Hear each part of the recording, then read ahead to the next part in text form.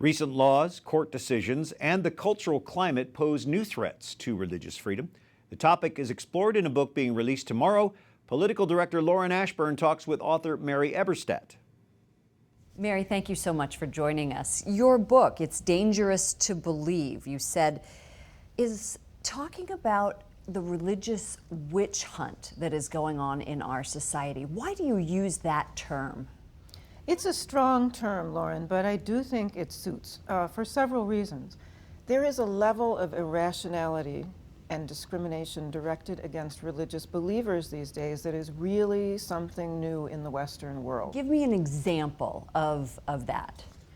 Well, there are numbers of examples in the book of people, for example, who have lost their jobs or been suspended for things like saying a prayer on a football field at the end of a game. There's widespread discrimination and recrimination on social media against religious believers just for being religious believers. People are called bigots and haters and other hurtful names just in virtue of being followers of the cross. And that is something new under the sun. Are Catholics particularly targeted? I think it is pretty safe to attack Catholics, so in a sense, yes. For example, Hilary Mantel, who's a well-known novelist, winner of the Booker Prize, England's most prestigious literary prize, said some years ago, quote, "The Catholic Church is not a place for respectable people," unquote.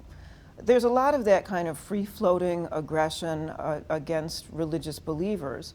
And what I'm trying to do with this book is bring attention to it and ask secularists and progressives especially to be open-minded and to extend to religious believers the same kind of courtesy that they want extended to themselves. How will this play out in the presidential election? Well, it's interesting because civility has become a huge issue in the campaign for reasons that we don't need to go into, but that everyone will be familiar with. All of a sudden, the idea of ad hominem attacks on people is something that a lot of folks want to distance themselves from. They think that's not fair play. Well, my point is that for the past 10 years especially, there have been a lot of ad hominem attacks on religious people just for being religious people. So before the progressive side of the spectrum starts policing what's happening on the other side, they might want to look to their own and see what's happening there. Mary Eberstadt, It's Dangerous to Believe is your book. Thank you for joining us. Thank you, Lauren.